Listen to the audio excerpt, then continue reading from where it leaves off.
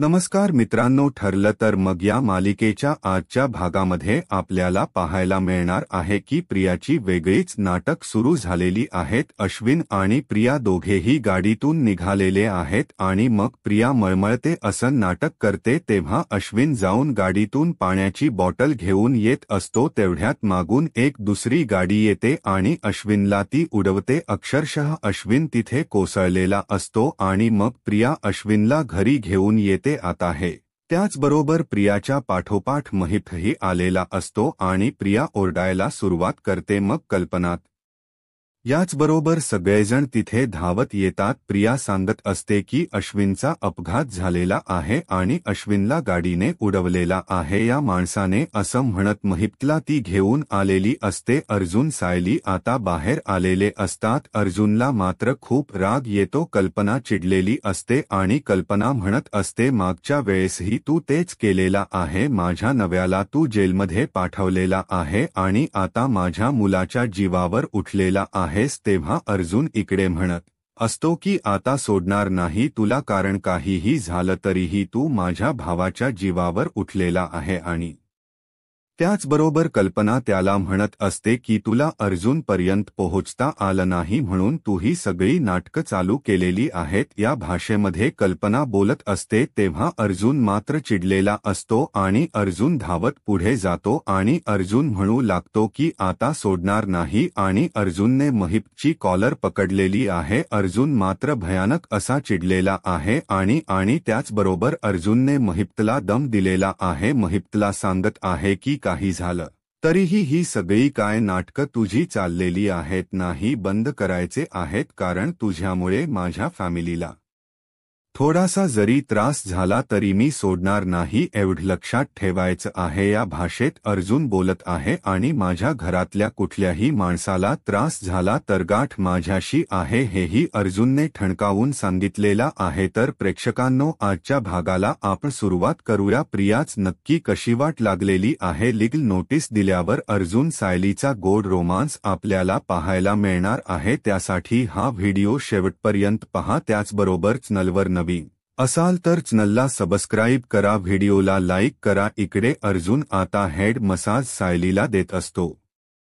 अर्जुन म्हणत असतो दिवसभर किती काम करता तुम्ही आणि त्यात भरीच भर म्हणून मधुबनवर तो हार चोरीचा आरोप लावला गेला, हे सगळं किती टेन्शन होतं असं अर्जुन सायलीला सांगत असतो. आणि तेव्हा मात्र सायली म्हणत असते ते जाऊ द्या, आता फक्त मला एवढंच माहिती आहे की माझ्या डोक्यांमधून माझ्या केसांमधून तुमची जी बोट फिरतात ते कारण तुम्ही जो मला हेड मसाज देताय त्यामुळे मी खुश आहे असं इकडे सायली अर्जुनला सांगत असते आणि म्हणत असते की तुमच्यामुळे हा सुखाचा क्षण मला पाहायला मिळत आहे असं सायली सांगत असते. आणि त्याचबरोबर हे सगळं जेव्हा घडत असतं आणि त्याचसोबतच अर्जुन सायलीशी बोलत असतो, सायलीला म्हणत असतो की खरंच हे सगळं जे काही घडत आहे ना ते खूप खूप छान आहे. सायली म्हणते की कस आहे माहितीये का, आणखी मला एक गोष्ट कळत नाहीये की आज तुम्ही माझ्यावरती जे करताय, प्रेम करताय, हे सगळेच नव्या करत असतील का? असा हेड मसाज प्रत्येक बायकांनाच मिळत असेल का? अर्जुन म्हणतो ते मला माहित नाहीये, पण माझ्या बायकोला मात्र हेड मसाज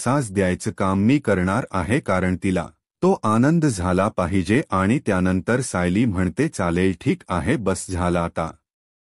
सायली तिथून उठते आणि त्यानंतर अर्जुन सायलीच्या पाठीमागे गेलेला असतो. सायली मग आता केस बांधत असते तेव्हा मात्र अर्जुन म्हणतो की नका ना, असेच सोडा, छान दिसतात. तेव्हा सायली अर्जुनला म्हणत असते अहो तेल लावल्यानंतर असे केस कोण रिकाम सोडत का? अर्जुन म्हणतो असं असतं का? बर ठीक आहे, मग घाला वेणी. मग अर्जुन म्हणतो की मी घालून देतो वेणी. तेव्हा सायली म्हणते वेणी. तेव्हा अर्जुन म्हणतो हो कस? अर्जुन सुभेदारला कोणती ही गोष्ट होणार नाही असं नाही येत असं म्हणत अर्जुन आता सायलीची वेणी घालायला सुरुवात करत असतो. आजपर्यंत कधीही अर्जुनने ती गोष्ट केलेली नसते आणि अर्जुनला मात्र सायलीची वेणी घालायला जमत नसतं. त्याची मात्र खूपच तारांबळ उठत असते आणि तेव्हा सायली म्हणते, हो केस लसतात ना माझे. अर्जुन म्हणतो, सॉरी ते कस ना, मी फर्स्ट टाइम करतोय ना. अर्जुनला कळतच नसतं वेणी कशी घालायची असते. ही गोष्ट सायलीच्याही लक्षात आलेली असते आणि सायली मात्र अर्जुनकडे पाहत असते आणि त्याचबरोबर अर्जुनला म्हणत असते, काय झालं. तेव्हा अर्जुन म्हणतो, नाही घालते, जमतंय. आणि मग त्याने काय केलेलं असतं, निम्मे केस हातात घेतलेले असतात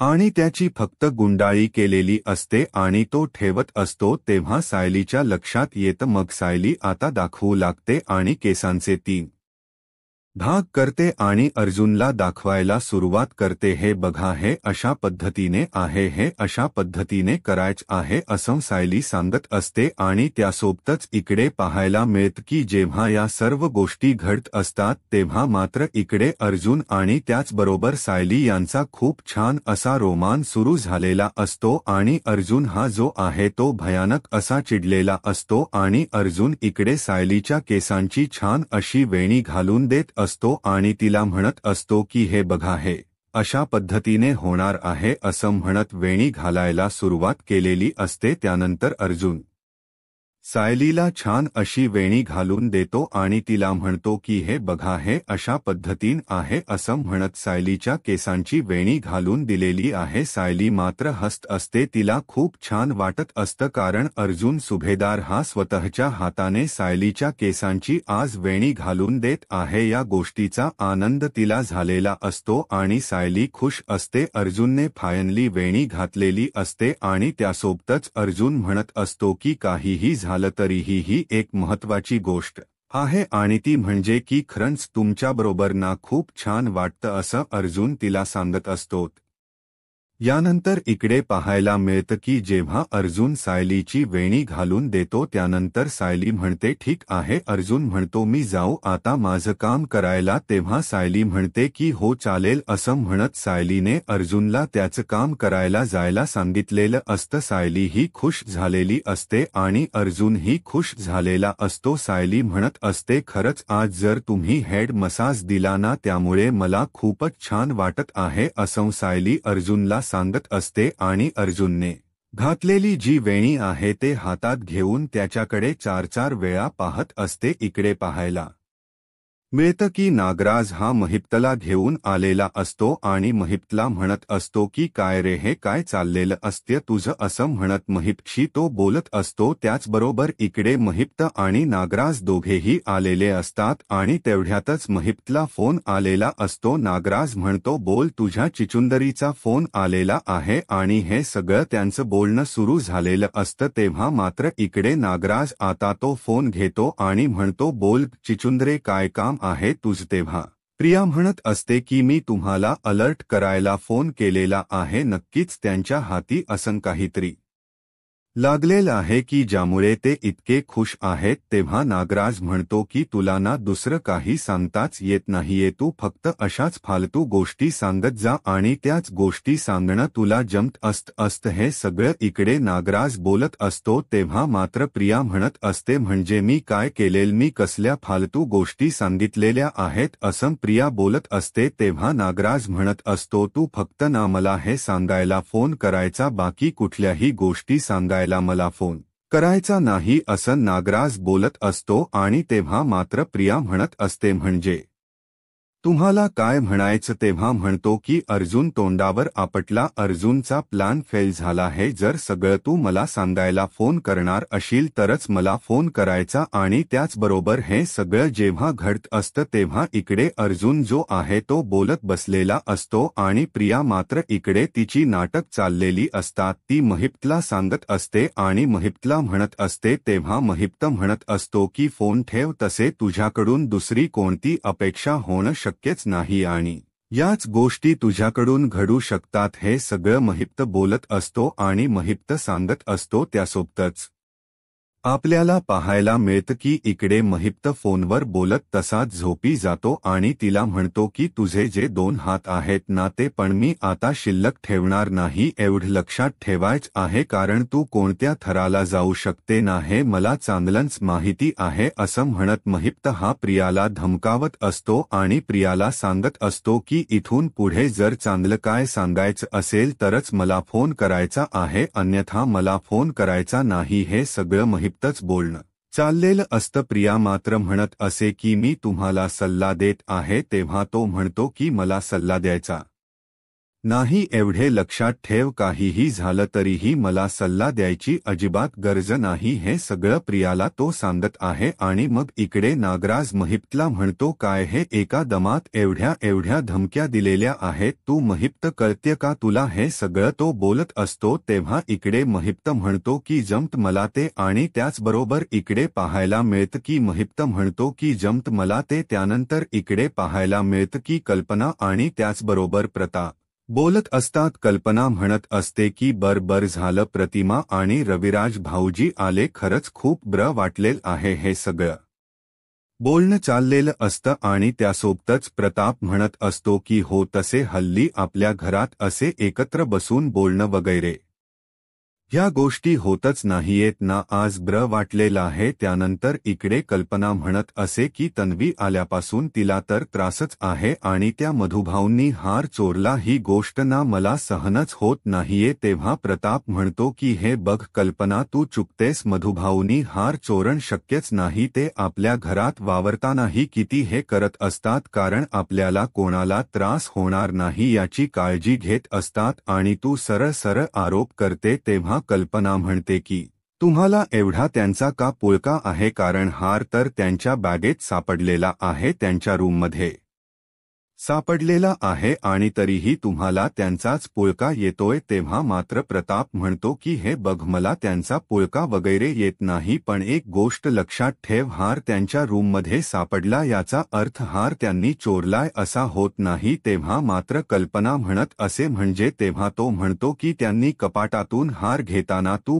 पाहिल होत का? तेव्हा कल्पना म्हणते की नाही. मग एक गोष्ट लक्षात ठेव, कारण काहीही झालं तरीही हे सगळं जे काही घड आहे ना, या सगळ्याला जबाबदार काहीतरी वेगळा आहे, तो गैरसमज आहे, हे कायमस्वरूपी लक्षात ठेव. त्यानंतर इकडे प्रताप कल्पनाला बोलत असतो. कल्पना म्हणत असते कस आहे माहिती आहे का, ती सायली कशी आहे ना, त्यामुळे एखादी माणूस चांगला असू शकतो ह्याच्यावरचा माझा विश्वासच उडालेला आहे. गरीब म्हणून ती सायली वावरत होती आणि तीन माझ्याशी खोट वागत होती, या गोष्टीचा धक्काच मला इतका बसलेला आहे ना, मी त्या धक्क्यातून अजूनपर्यंत बाहेरच पडू शकत नाहीये. त्यामुळे मला कळलेलं आहे, कारण तिच्यावर ना मी माझ्या स्वतःच्या मुलीसारखं प्रेम केलं होतं, माझ्या अस्मितापेक्षा जास्त प्रेम मी तिच्यावर केलं होतं, आणि तिनं काय केलं, ती फक्त मला धोका दिलेला आहे. तीन आणि अर्जुनने दोघांनीही एकदा तरी तिने मला सांगायला हवं होत की त्यांच्या डोक्यात नक्की काय चालू आहे, तर सगळं सुरळीत झालं असतं. तेव्हा इकडे प्रताप म्हणत असतो की हे बघ कल्पना, कस आहे माहिती का, आता त्या दोघांच लग्न झालेलं आहे, काहीही झालं तरीही ती या घरातली मोठी सून आहे आणि तिला तो मान मिळाला पाहिजे, असं प्रताप बोलत असतो. तेव्हा मात्र कल्पना म्हणत असते तेच तर माझं दुःख आहे ना, ती या घरची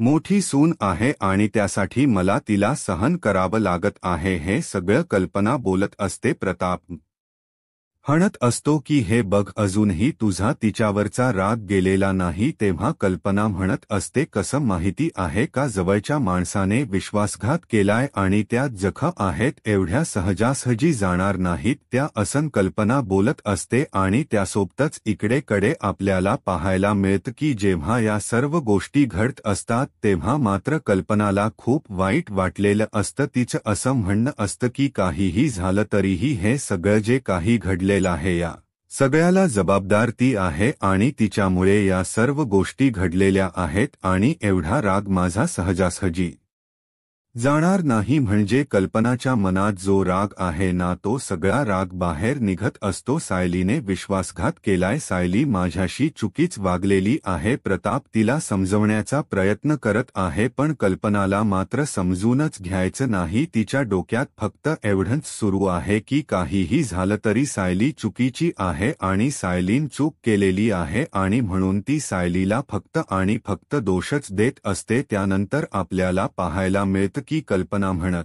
असते की नाही मी एवढं सहजासहजी नाही माफ करू शकत. आपल्या घरातलं वातावरण जे बिघडलेलं आहे त्याला पूर्णपणे सायली जबाबदार आहे असं कल्पनाच म्हणणं असतं. इकडे प्रताप तिला समजवण्याचा प्रयत्न करत आहे पण तिला समजून घ्यायचंच नाही. त्यानंतर आपल्याला पाहायला मिळतं की दुसऱ्या दिवशी सकाळी सायली सगळ्यांना नाश्ता देत असते. तेवढ्यात अर्जुन तिथे आलेला असतो आणि मग डायनिंग टेबलवरती तिथे प्रिया नाश्ता करत बसलेली असते. अर्जुन तिथे आलेला असतो तेव्हा सायलीलाही धक्का बसतो. सायली म्हणू लागते की काय झालं नक्की आणि अर्जुन कारण अर्जुनने ठरवलेलं असतं प्रियाने जे काही कांड केलेलं आहे त्याची शिक्षा तर तिला मिळणारच आहे.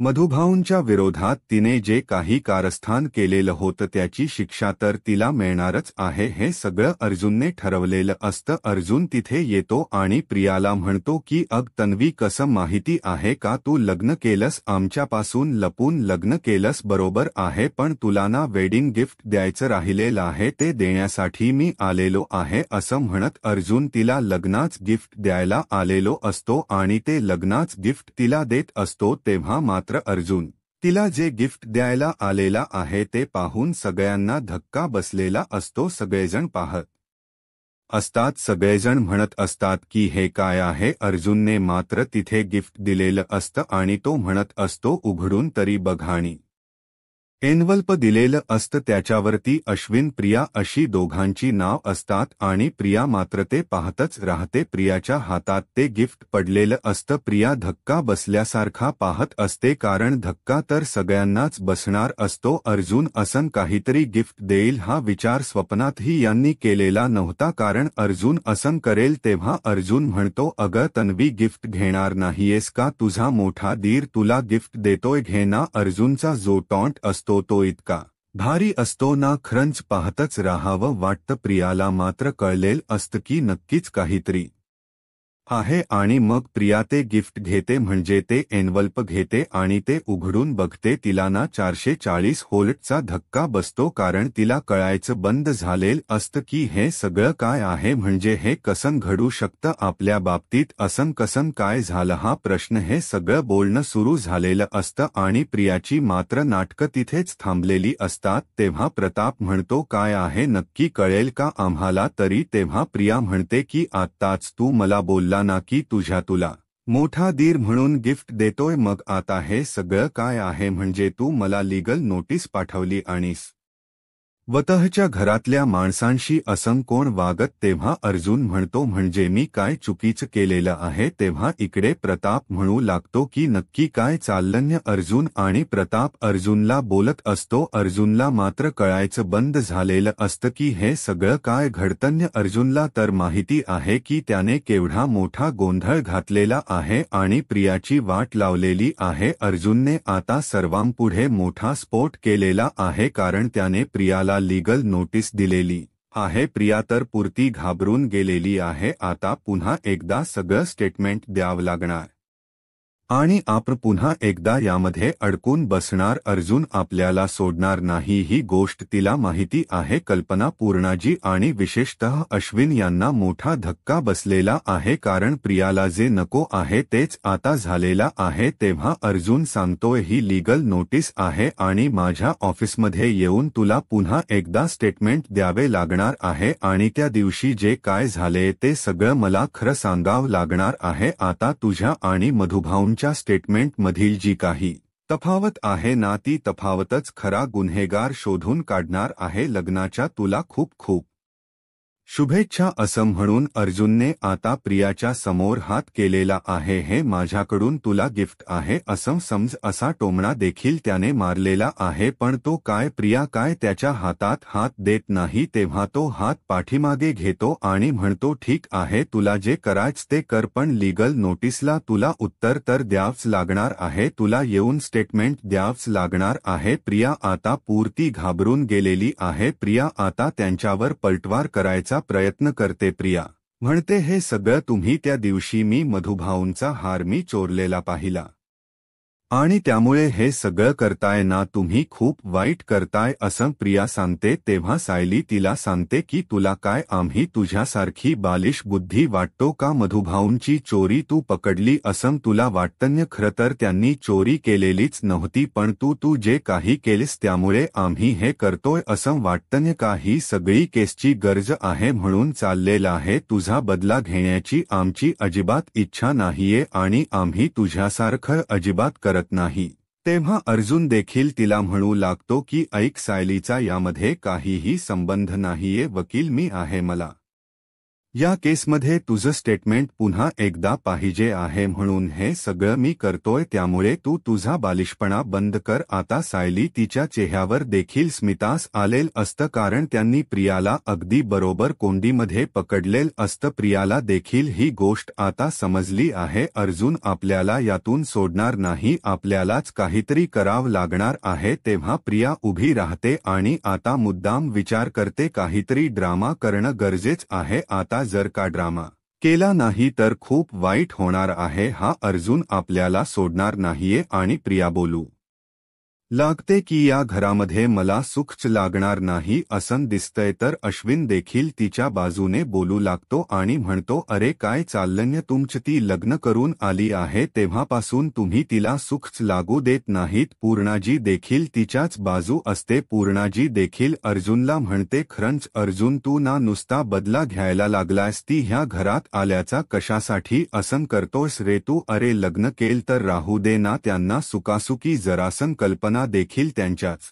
बाजूने आहे. कल्पना देखील असंच म्हणते अरे कशाला तुम्ही त्रास देताय त्या मुलीला? तिने काय केलंय तुमचं ते दोघं हातात चुकान राहू द्या ना. पण प्रताप मात्र आता सायलीच्या बाजून आहे. प्रताप म्हणतोय एवढं काय व्हायला लागलं तुम्हाला? अगं त्याने लीगल नोटीस पाठवली आहे ना. मग लीगल नोटीस पाठवली तर तेच स्टेटमेंट द्यायचे जे अगोदर स्टेटमेंट दिलेले आहे. त्यामध्ये मध्ये घाबरण्याची काय गरज आहे? बर का तन्वी तू अजिबात घाबरू नकोस. तू अगोदर जे स्टेटमेंट दिलं होत ना ते स्टेटमेंट दे. विषय संपला. ही तर किरकोळ गोष्ट आहे असं म्हणून प्रतापने खरंतर अर्जुन आणि सायली यांची बाजू घेतलेली असते. तेव्हा सायली देखील म्हणते अगदी बरोबर आहे. बाबा म्हणतात ते बरोबर आहे. तुला जून स्टेटमेंट पुन्हा एकदा द्यायचं नाही त्यात काय एवढं? आता प्रियाला माहीत असतं की आपण जर का स्टेटमेंट दिलं तर नक्कीच अर्जुन आपल्याला यात अडकवणार कारण आपलं स्टेटमेंट यामध्ये काहीतरी तफावत असणार आहे. आणि आता ते आश्रमात गेलेले होते त्यामध्ये त्यांना काहीतरी पुरावा मिळालेला आहे. आता काय करावं असा मोठा प्रश्नच तिला पडलेला असतो. यातून सुटावं कसं हे मात्र तिला कळत नसतं आणि ती आता आरडाओरडा करायला सुरुवात करते. खरंच या घरात मी आले ना तेच माझं चुकलं. अश्विन तू माझ्याशी लग्न केलं ना तेच माझं चुकलं. मी तुमच्या घरात का आले? मी माझ्या डिप्रेशनमध्ये होते ना. विन अरे मला कशाला वाचवलंस? मला मरू द्यायचं होच असं म्हणून ती स्वतःच्या थोबाडीत मारून घ्यायला सुरुवात करते. खरं तर ती मोठा ड्रामा क्रिएट करत आहे. काहीतरी करून अर्जुनने ती लीगल नोटीस मागे घ्यावी असं तिला वाटतं आणि ती स्वतःच्या थोबाडात मारून घ्यायला लागलेली आहे. तेव्हा अश्विन तिला वाचवण्याचा प्रयत्न करतो. अश्विनला ती म्हणते मला आता वेळ लागलाय. मला वेळ होऊ दे. मला या घरामध्येच राहायचं नाही हो. आता हे घरच मी सोडून देते. मी आता तुला घटस्फोट देऊन टाकते. मला या घरात राहायचं नाहीये. माझा आता काम संपलेला आहे असं काही ते बरगोळ लागते आणि असं दाखवायला लागते की तिला या सगळ्या गोष्टीचा खूप त्रास व्हायला लागलेला आहे. अश्विन, मी उगाच तुझ्याशी लग्न केलं. अरे कशाला मला डिप्रेशनमधून बाहेर काढलंस? मी मरत होते ना, मला मरू द्यायचे होते. आता तरी मी मरायलाच लागले ना. या दोघांना तर हेच पाहिजे. हे दोघं मला या घरामध्ये सुखासुखी राहू देणार नाहीत. आत्ताच्या आत्ता मी या घरातून निघून जाते. विनाकारण या केसचा माझ्याशी संबंध लावतायत. जे झालंय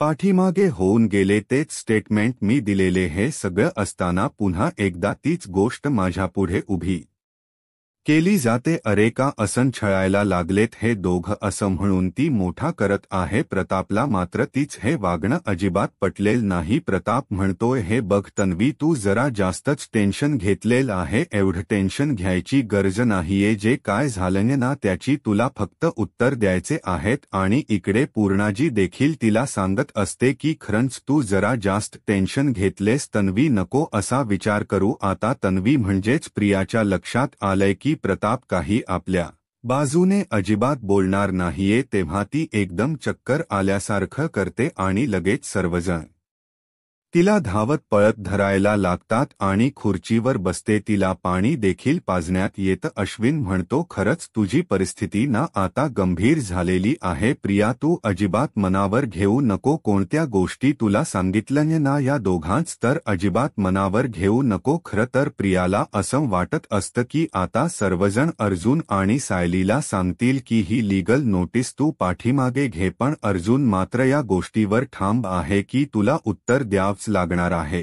अर्जुन म्हणतो, तू काय करायचं असेल ते कर, पण तुला उत्तर तर द्यावंच लागणार आहे. तेव्हा अश्विन चिडतो आणि म्हणतो, अरे हिच्याकडे बघ तरी, तिला पॅनिक अटॅक आलेला आहे. अर्जुन म्हणतो, तू डॉक्टर आहेस ना, तुला कळतंय का? तू जरा बघ, जरा तिला तपास. पॅनिक अटॅक आलाय का? काय झालंय ना? तू डॉक्टर आहेस तेव्हा तुला कळेल. तेव्हा अश्विन म्हणतो, मी डॉक्टर आहे ना, त्याच्या अगोदर मी हिचा नवरा आहे आणि मला दिसतंय की ती किती पॅनिक झालेली आहे. तिचा बीपी शूट झालेला आहे. तुला कळत नसेल तर मी तुला सांगतो. असं अश्विन अर्जुनला सांगू लागतो. प्रियाला मात्र कळलंय की आता परिस्थिती आपली हाताच्या बाहेर गेलेली आहे. तेव्हा सायली देखील गप्प बसत नाही.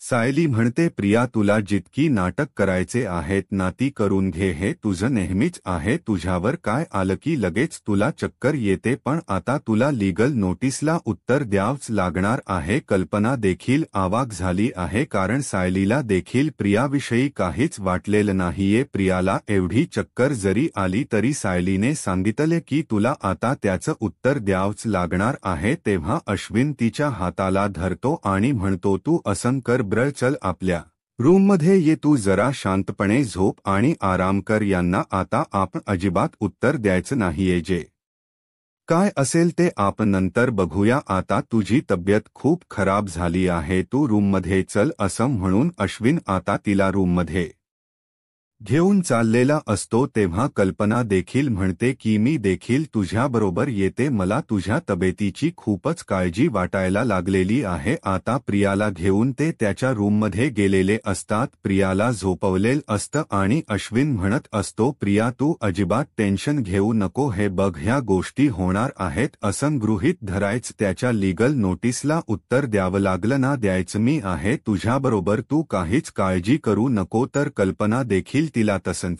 सांगत असते. कल्पना म्हणते, तू जरा जास्त टेन्शन घेतलं असं दिसतंय. पण प्रताप मात्र अगदी मोजकं आणि व्यवस्थित बोलत असतो. प्रताप म्हणतो, ऐक कल्पना, चल आता आपण इथून बाहेर जाऊया. त्यांना जरा आराम करू देत. जरा आराम केला ना की त्यांना बरं वाटेल. प्रतापला माहीत असतं की ही प्रिया जरा अति करते आणि ही नाटक करायला लागलेली आहे. तेव्हा कल्पना म्हणते की बरोबर तुम्ही म्हणताय ते बरोबर आहे. आता या दोघांना थोडासा आराम करू द्यावा. प्रिया तू जरा शांत झोप घे. असं म्हणून ते दोघेही निघून जातात. प्रियाला कळलं आणि प्रिया म्हणते, बघितलंस बाबा कसं बोलतायत ते. बाबांना काहीच वाटलेलं नाहीये. मला अर्जुनने लीगल नोटीस दिली तरी ते म्हणतायत की तू त्याचं उत्तर दिलं पाहिजे. तेव्हा अश्विन म्हणतो, अगं बाबा, आहेत ना, घरातली परिस्थिती शांत राहावी म्हणून असं बोलतात. खरं तर ते न्यूट्रल असतात. तू त्यांचं म्हणणं अजिबात मनावर घेऊ नको. आता प्रियाला खूपच टेन्शन आलंय. आता काय करावं ते तिला सुचत नाहीये. आता या अश्विनला इथून कटवाला पाहिजे असं ती विचार करते आणि त्याला म्हणते, तू जा ब्र, तू हॉस्पिटलला जा, मी इथं थांबते आणि आता मला जरा बरं वाटू